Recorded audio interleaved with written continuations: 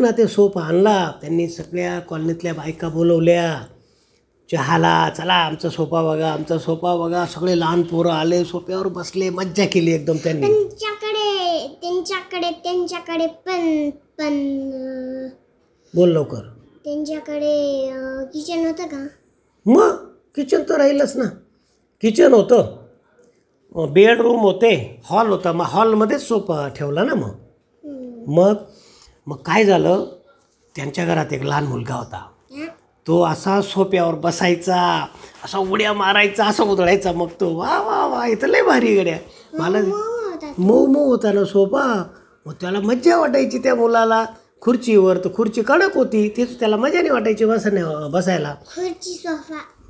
हाचा sofa होता ना, एकदम मऊ होता. अशी मजा वाटायची त्याला बरं का. मग असा तो उड्या मारायच्या. मग लगेच ते बाबा रागवायचे, का रे कशाला तू उड्या मारतोय, सोफा नरम होऊन जाईल. तो म्हणे नाही हो बाबा, माझं वजन तरी किती आहे, मला उड्या मारू द्या ना. मग मस्तपैकी तो उड्या मारायचा. मग एके दिवशी काय झालं, त्यांच्याकडे एक पाहुणा आला. पाहुणा कसा, आता आपल्याकडे कसं नाशिक बाबा येतात,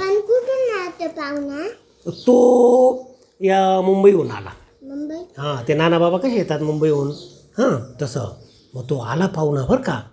आणि तो सोफ्यावर बसला, असं उभा होता. तो मस्त गप्पा मारत होते ते. मग तो पाहुणा जसा सोफ्यावर बसला, गायब होऊन गेला. जादू होता तो सोफा. यांना बाबांना तोपर्यंत माहीतच नाही की हा सोफा जादू आहे. जेव्हा तो विजावर झाला पण त्यांना माहिती नव्हतं, तर दुसऱ्या कामात झालं. हा, मग आता जेव्हा ते बसायचे पाय करून आणि बसायचे, ते पडून जायचे. मग काय झालं बरं का, ते कॉलनीतले एवढे बायका पोरं आले, इथले लोक आले घरातले, तेव्हा काहीच व्हायचं नाही बरं का त्या सोफ्याला.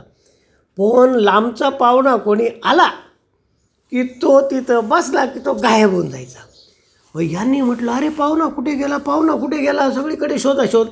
मग त्या सोफ्यावरनं आवाज यायला लागला, अहो मी इथं बसलो आहे ना, तुम्ही मला कुठं शोधताय तिकडे सगळ्या घरभर. ते बाबांनी पाहिलं, अरे तुम्ही तर काही दिसत नाही मला. इनविजिबल गेला होता. हां, इनविजिबल होऊन गेला तो पाहुणा. मग त्यांनी सांगितलं, तुम्ही असं करा, त्या सोफ्यावरनं उठा आणि दुसऱ्या सोफ्यावर बसा.